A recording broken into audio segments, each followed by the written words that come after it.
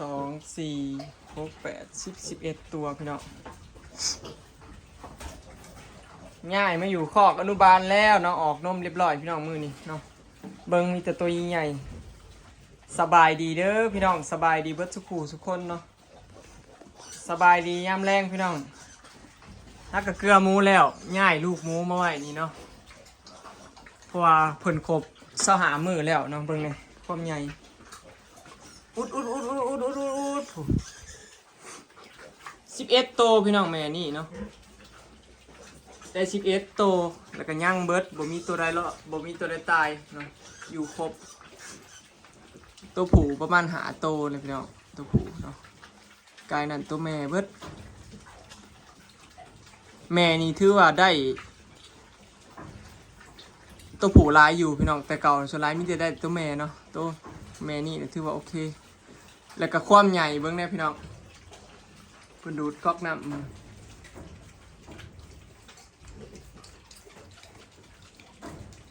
ขาเบียกถึงมัน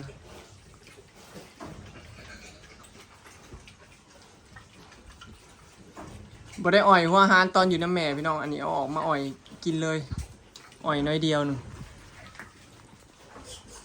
เพราะว่าคอกมันแคบเพราะไม่เอาบ่เลยก็บ่มีเวลาว่างอ่อยเพิ่นก็เลยปล่อยอยู่น้ำแม่เลยแต่ว่าตุ้ยเนาะใหญ่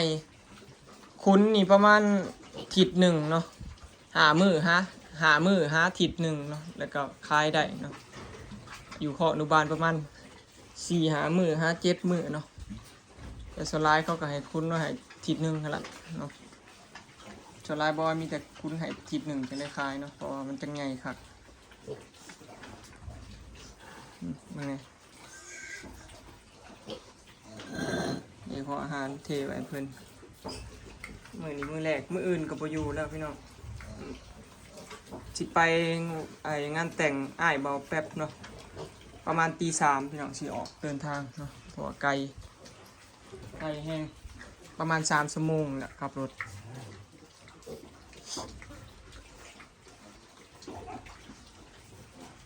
เพิ่นกำลังสำรวจพื้นที่เนาะนะครับกินวะโอ้ลังหาวถ้าเบิ่งว่าสิห้องให้หาแม่อีกบ่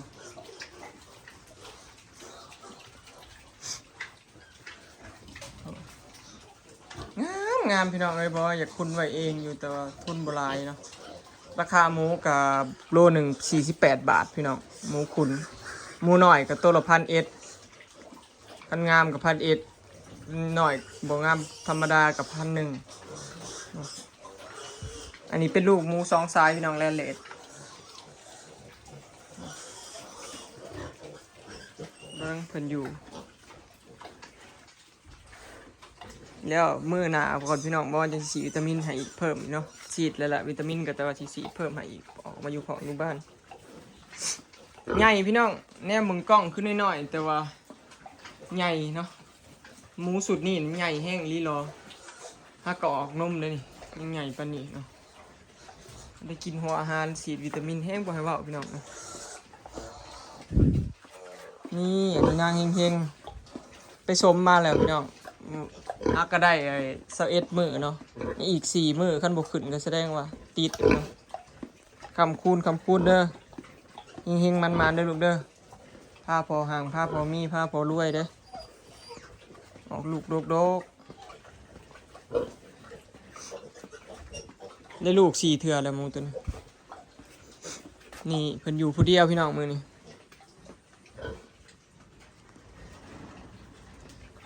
นางบุญหลายแยกออกแต่ลูกออกแต่เพิ่นแล้วพี่น้อง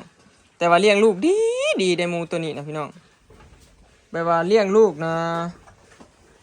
ลูกบ่อิ่มกับบ่ลุกเนาะนอนให้ลูกกินนมจนอิ่มพู้นแหละเบิ่งเห็นบ่พี่น้องลูกเพิ่นนะที่ย้ายไปนั่นแหละไปอยู่ของอนุบาลนะใหญ่ความใหญ่ซำใดพี่น้องใหญ่แห้งเนาะเพราะว่าให้ลูกกินนมน่ะแบบลูกบ่อิ่มกับบ่ลุกจังซี่นะแม่นี่ก็เหลือเก่าพี่น้องตายไป2เนาะแม่ทับแล้วก็มีตัวหนึ่งบอยฉีดยาให้แม่เหยียบจนเล็บตีนขาดพี่น้องเล็บตีนขาดเลยเหยียบลูกนะ ฉีดยาปัวมา3 มื้อแล้วหากกับไข้แน่เลือดไหลสาดเต็มเบิดเทนบอยเขามาตกใจเลือดไหลไปตาสิบรอดนะเด้นะตัวนั้นเด้พี่น้องเล็บตีนขาดเลยฉีดยาแก้อักเสบก็ยาดีไข้ยาดีกระปวดฮะจังบ่ห้องน่าเห็นบ่พี่น้องเห็นบ่ทับตัวไหนลุกแม่เห็นบ่ลุกออดนั่นเด็กเห็นบ่พี่น้องฮากระว่าเมื่อกี้อย่าทับลูกติล่ะเบิ่งแม่ลูกโอ้ตัวนี้ก็ถือว่าใหญ่เนาะใกล้เคียงกับตัวนั้นพี่น้องสูสีกันเนาะข้าแม่นว่าแม่มัน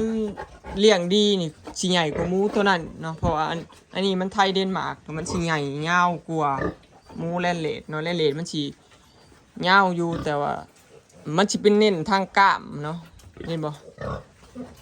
กล้ามใหญ่ก้นต้นหูตูกเนาะแลนเลดอันนี้ก็สิเป็นทรงแบบหน้าสั้นโตยาวขายาวตัวสูงเนาะใหญ่ของไทยเดนมาร์กลักษณะประมาณนี้เนาะเลี้ยงลูกบ่ค่อยดีปานใดตัวนี้ทับลูกอย่างเดียวเลยแต่ละมือหอกไตกะออกตัวนี้ก็เลยกลายเป็นหน่อยกว่าหมูพี่น้องเห็นบ่ตัวที่แม่เหยียบเล็บตีนขาดเนาะเหยียบจนเล็บตีนขาดพุ่นเลือดไหลว่ามันยังนี่แหละจังหวะจอยหยอดนะพี่น้องฉีดยาปัวฮะตะกะบาบดิเอาคนแพงสัตว์เลยเป็นเรื่องนี้เลยเสาเนาะอันนี้ยังอีก3 มื้ออย่างเจียวออกเนาะตัวนี้เก่าโตสีคายพี่น้องคายตัวละพันเนาะคายตัวละพันเบิดคือเก่าหมูถึกเลี้ยงเพื่อสิได้แต่ละโตพี่น้องเพื่อสิใหญ่แต่ละโตบ่แม่นง่ายเนาะราคาหมูกับบ่ขึ้นซ้ำตัวละ1,000ตัวละ1,001คือเก่าเมื่อยพี่น้องเลี้ยงหมูซ้อมสาวซ้อมแรงเกลือเพื่อสีเศร้าเพื่อสีใหญ่นะนี่มึงเนี่ยเจ็บขาก็เจ็บเนาะเพื่อสีได้ลูกหนึ่งหมูตัวหนึ่งมันง่ายเดี๋ยวสิพาไปเบิ่งหมูคุณอยู่ทั้งพูนพี่น้องเนาะทางนี้ก็สิเป็นนางมีตังพี่น้องย่างบ่ได้สมเลยบอยคุณให้อ้วนเพราะว่าบ่ขึ้นเลยบ่ติดซัดเลยสิได้ปัวกันใหม่อีกแล้ววันปกติเพิ่นสิขึ้นไวเลยแต่ว่ารอบนี้นะพื้นโตซ่าจักยามได้สิขึ้นบันเดี๋ยวถารัวรุ่นอีกหมูตัวนี้ก็ขึ้นแล้วแต่ว่าบ่ได้เอาไปชมอีเมลเราลืมบอกบอยเรามือเราเกลือเราบ่ได้บอกก็เลยเสียเวลาไปอีกก็เลยถ่ายอีกรอบหน้าตัวนี้นี่ตัวนี้คือกันพี่น้อง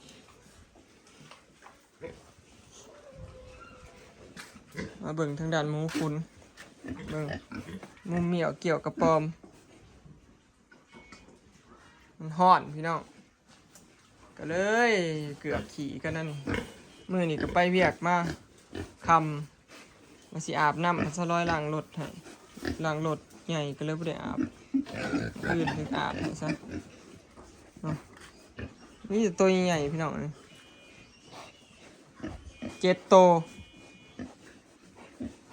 หมูฮากะเดือนปลายนี่แหละประมาณเดือนปลาย2 เดือนนี่แหละประมาณนี้พี่น้องเดี๋ยวสีวิตามินแล้วก็เดี๋ยวสีไทยทองให้แล้วก็จากสีวิตามินให้อีกรอบนะแต่ว่ามาแต่งานดองพอละเดี๋ยวสีทั้งเพิ่นหมูลูกของนางเฮงๆนะพี่น้องที่ได้7 โต 8 โตแล้วตายตัวหนึ่งเลยจืดอยู่บ่พี่น้องไงไว้บ่เดี๋ยวโตอ้วน EP คอกมันอยากแคบเนี่ยแล้วมันเปื้อนแล้วมันก็เจ็บท้องพี่น้องคอกแคบคอกแคบแห้งแล้วก็หมูเจ็บท้องบ้านฉีดยา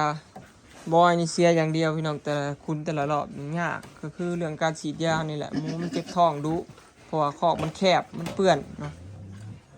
ก็เลยแบบยากเนาะเนี่ยเจ็บท้องเย็ดดุบ้านนี้ก็ยากเรียกน้ำกับบุตรคอยอาบให้มันมุมเหมียวเกี่ยวกับฟอมรูปยังถาหมูตัวนี้กับตัวนี้พี่น้องสมเนาะรอสม2 ตัวนี้ เบิ่งนี่สุเพิ่นมันจักกินหัวอาหารเด้อเนาะบ่อนนอนเธอด้วยนะ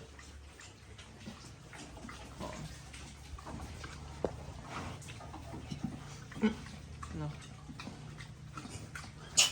อันนี้11โตตัวนั้นเป็นเก่ากับเป็น20โตพอดีพี่น้อง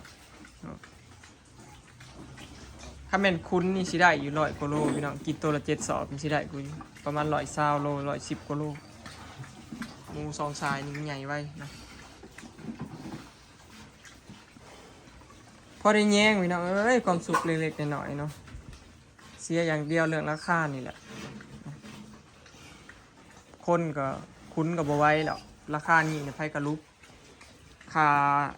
คันถ้าซื้อไปเลี้ยงก็ทั้งค่าหัวอาหารทั้งค่าลูกหมูเด้ลุบพี่น้องกันไปคุ้นอย่างนี้แต่ว่าบ่ให้ผู้ใดเลี้ยงใหม่นี่บ่อยากแนะนำว่าให้เลี้ยงตอนนี้เพราะว่าส่วนหลายบ้านเฮาน่ะคันหมูบ่แพงก็บ่มีไปคุ้นนะพี่น้องไผก็มักคุ้นตอนมันแพงแล้วบัดนี้เผื่อบ่ได้ขายเนาะเผื่อได้ขายแล้วมันก็ถึกบัดนี้จังซี่นะพี่น้องถ้าเวลาหมูถึกเพิ่นบ่มีไปซื้อจังซี่นะคือลูกหมูนี่ตัวละพันก็บ่มีไปคุ้นพี่น้องถ้าแม่นบ่อ้อยบ่ยากเฮ็ดเฮือนเฮ็ดซ่านนี่บ่อ้อยคุ้นไว้เบิดล่ะเพราะว่าคันคุ้นไว้เบิดมันสิใส่งบหลายเด้เฮามีเวียกเฮ็ดจังซี่นะเบื่อเฮ็ดเฮือนยันบริหารเงินบ่ได้จังซี่นะเพราะว่าหมูคุณหมูนี่เศร้า7โตนี่ใส่ทุนหลายพี่น้องแสนออกเนาะแสนกว่าถ้าเป็นคุณเบิดก็เลยบ่ได้คุณพี่น้องว่าสิขายนำขายตัวละพันมาเบิ่งเอาโลดพี่น้องผู้ใดอยากได้เนาะขายตัวละพันเนาะถึกๆเลยเอาไปคุณโลด30คุณเพราะว่ายามนี้หมูถึกแฮงเนาะในรอบหลายปีเลยล่ะหมูน้อยบ่เคยลงราคานี้จักเถื่อเด้ยังเก่งก็1,200 1,300เนาะแต่ว่าปีนี้นักเลยทั้งหมูคุณทั้งหมูแม่หมูน้อยเนาะราคานักเลยปีนี้บ่ได้เลือกแฮงปีหน้าบ่ว่าจังสิคุ้นใหม่พี่น้องเนาะเริ่มนับหนึ่งใหม่อีกปีนี้ก็คือว่าคุ้นแต่7โตไปก่อนเนาะคลิปนี้ก็สิขอเก็บภาพบรรยากาศไว้สำนี้เด้อเนาะพี่น้องพูดไล่หยอกกันฝากเบิ่งคลิปฝากเป็นกำลังใจให้เด้อเนาะพี่น้องมาอัปเดตหมูน้อยเนาะมื้อนี้ใหญ่หมูน้อยมาอยู่คอกอนุบาลแล้วเนาะฮอดมือแล้วเนาะไปแล้วสบายดีว้าวเอา